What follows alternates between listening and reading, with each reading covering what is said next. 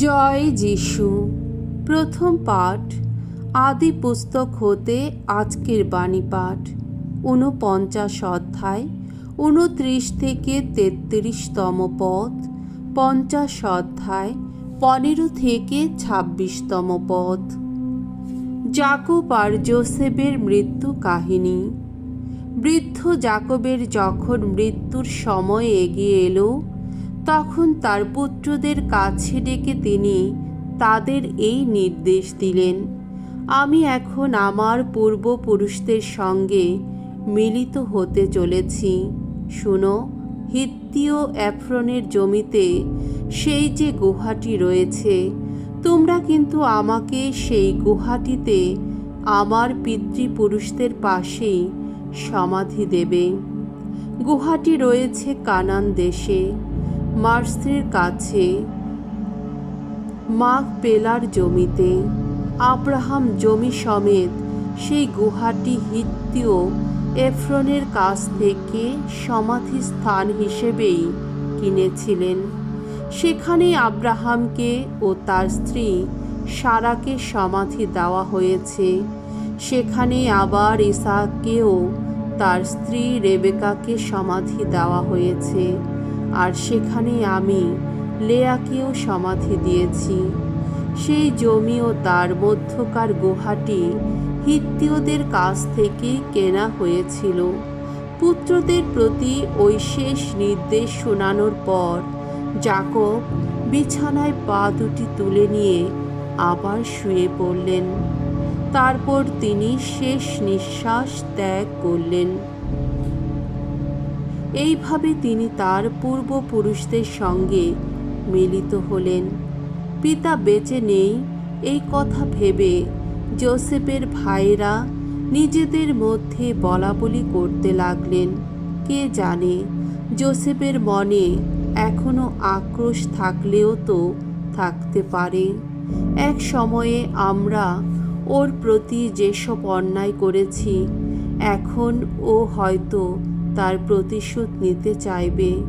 তাই তারা তখন যোসেফকে বলে পাঠালেন, মৃত্যুর আগে তোমার পিতা আমাদের এই নির্দেশ দিয়ে গেছেন, যোসেফকে তোমরা আমার হয়ে বলবে, তোমার ভাইরা তোমার প্রতি অবশ্য খুবই অন্যায় করেছে, কিন্তু আমার অনুরোধ, তাদের সেই অপরাধ, তাদের সে পাপ তুমি বরং ক্ষমাই করো।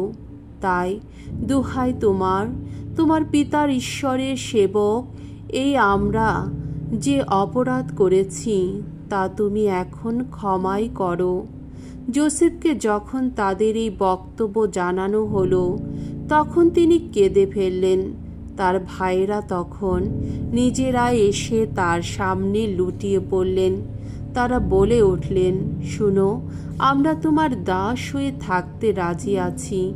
উত্তরে কিন্তু যোসেফ বললেন, ভয় পেও না তোমরা, আমি কি ঈশ্বরের আসনে বসে আছি নাকি? তোমরা অবশ্য আমার প্রতি অন্যায় করতে চেয়েছিলে, ঈশ্বর কিন্তু উল্টে এর মধ্য দিয়ে মঙ্গলই ঘটাতে চেয়েছিলেন। তিনি তো চেয়েছিলেন বহু লোক প্রাণে বাঁচুক, আর এখন তেমনই তো ঘটেছে। তাই বলছি, এখন ভয় পেও না তোমরা, আমি নিজে তোমাদের এবং তোমাদের ছেলে মেয়েদের ভরণ পোষণের সব কিছুই যোগাবো। এইভাবে সস্নেহে কথা বলে তিনি তাদের আশ্বস্ত করলেন।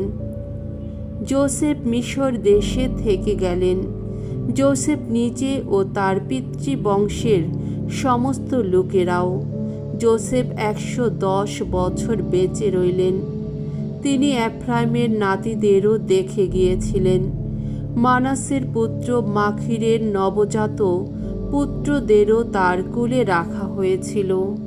তারপর শেষ সময়ে যোসেফ তার ভাইদের বললেন, আমি তো এবার মরতে চলেছি, তবে ঈশ্বর নিশ্চয়ই তোমাদের সাহায্য করতে এগিয়ে আসবেন।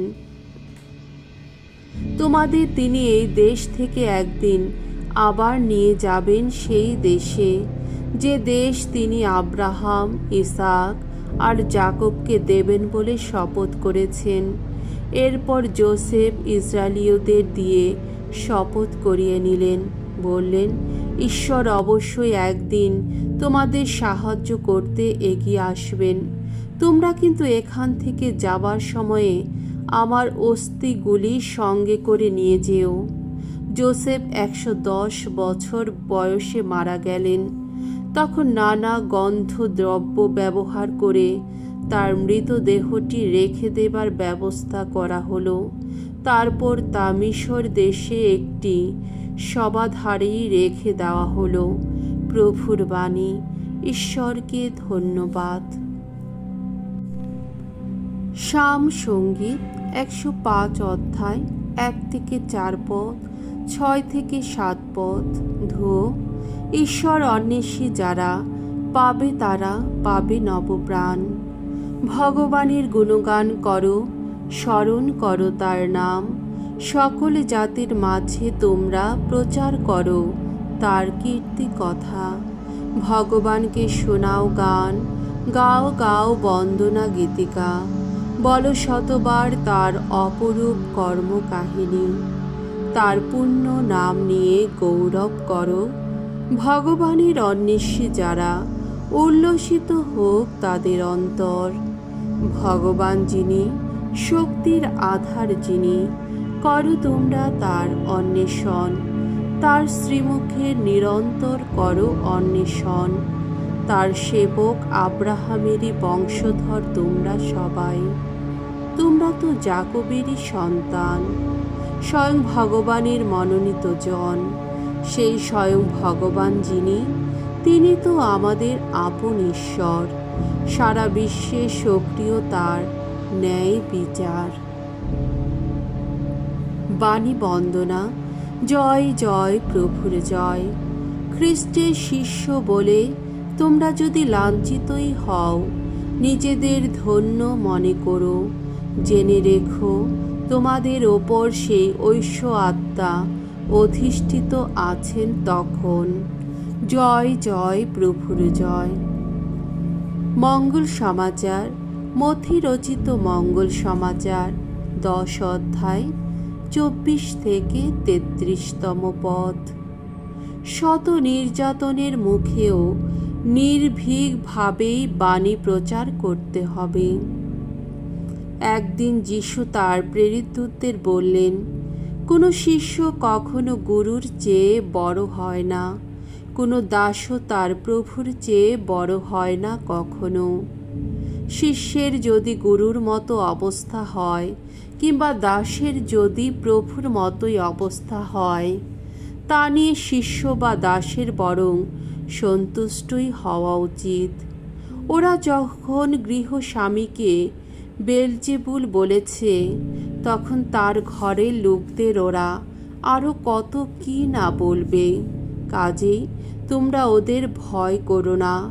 এমন কিছুই এখন ঢাকা নেই যা খুলে দেওয়া হবে না, লুকোনো এমন কিছুই নেই যা একদিন জানাজানি হবে না। আমি অন্ধকারে তোমাদের যা কিছু বলি, তোমরা দিনের আলোতেই তা সকলকে বলো। যা তোমাদের কানে কানে বলা হয়, তোমরা যত ছাদের ওপর থেকেই তা ঘোষণা করো। মানুষের দেহটাকে যারা মেরে ফেলে কিন্তু তার আত্মাকে মারতে পারে না, তাদের ভয় করো না তোমরা, বরং ভয় করো তাকেই, যিনি আত্মা আর দেহ দুই নরকে ধ্বংস করতে পারেন। এক জোড়া চড়ুই পাখি কি 1 পয়সায় বিক্রি হয় না? কিন্তু তবু তোমাদের পরম পিতার অনুমতি ছাড়া তাদের একটিও তো মাটিতে লুটিয়ে পড়ে না। আর তোমরা, তোমাদের মাথার প্রতিটি চুলের হিসাবও তো তার কাছে রাখাই আছে। কাজেই ভয় পেও না তোমরা। তোমাদের মূল্য অনেক অনেক চড়ুই পাখির চেয়েও ঢের বেশি। সুতরাং মানুষের সামনে যে কেউ স্বীকার করবে সে আমারই একজন, আমিও তাকে স্বর্গে বিরাজমান আমার পিতার সামনে আমারই একজন বলে স্বীকার করব। কিন্তু মানুষের সামনে যে কেউ অস্বীকার করবে সে আমারই একজন। স্বর্গে বিরাজমান আমার পিতার সামনে আমিও তাকে নিজের একজন বলে অস্বীকার করব। প্রভুর মঙ্গলময় বাণী। খ্রিস্ট প্রভু তোমার প্রশংসা হোক।